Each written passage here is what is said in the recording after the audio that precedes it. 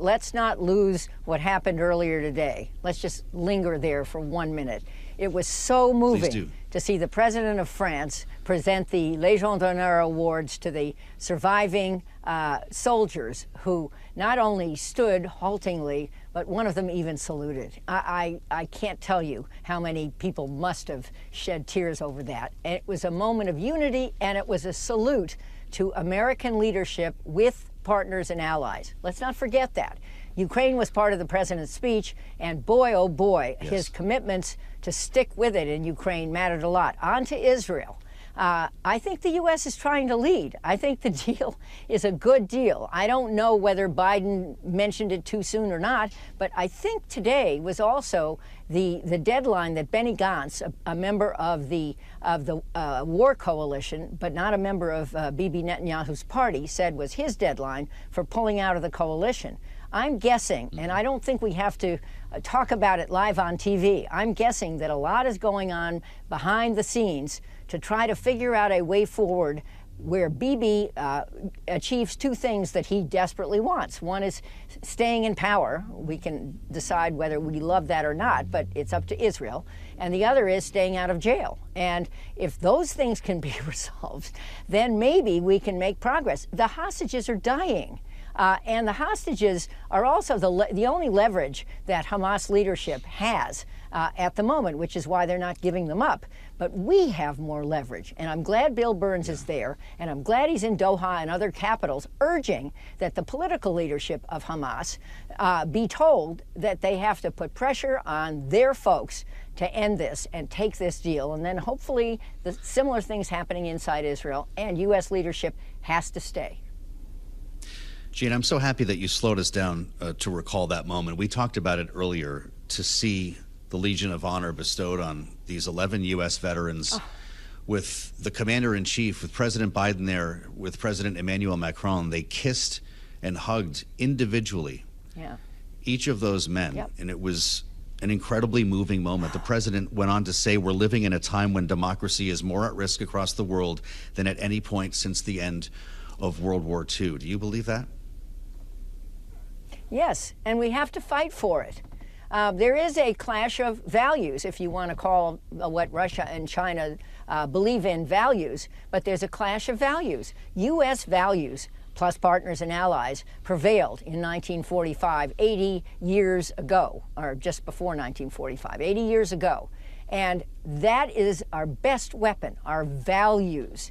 And I thought Biden was pitch perfect this morning. I really did. And I don't mean this to be a partisan comment, because if we lose our freedom, what is it exactly that America is? 2.5 years from now, our Declaration of Independence will be 250 years old. I was recently in Philadelphia, and I saw the little house where Thomas Jefferson wrote it.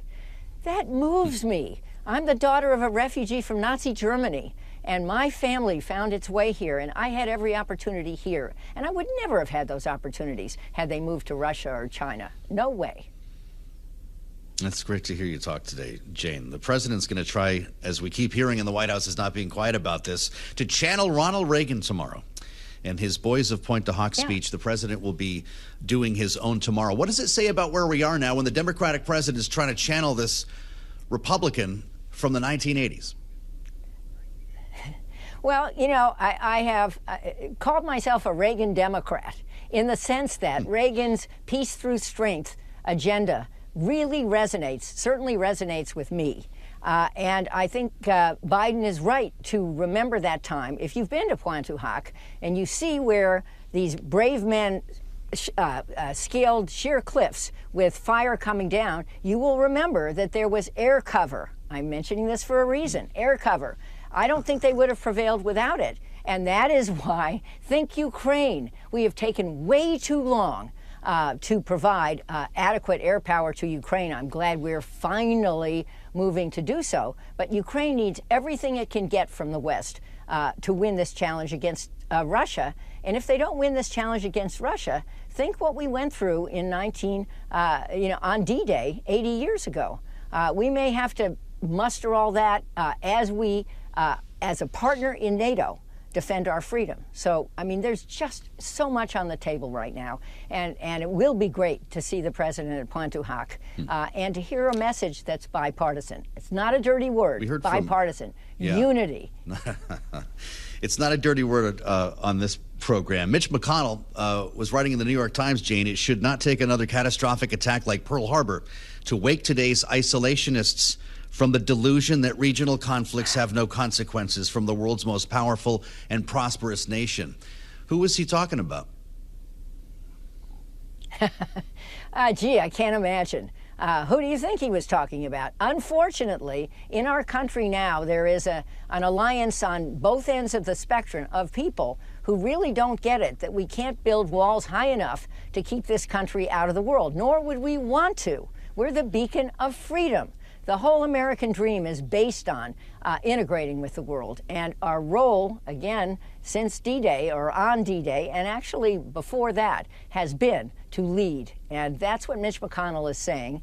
And, you know, bipartisan leadership, channeling both Biden and Reagan, will be very necessary right now. And I hope we rise to the moment.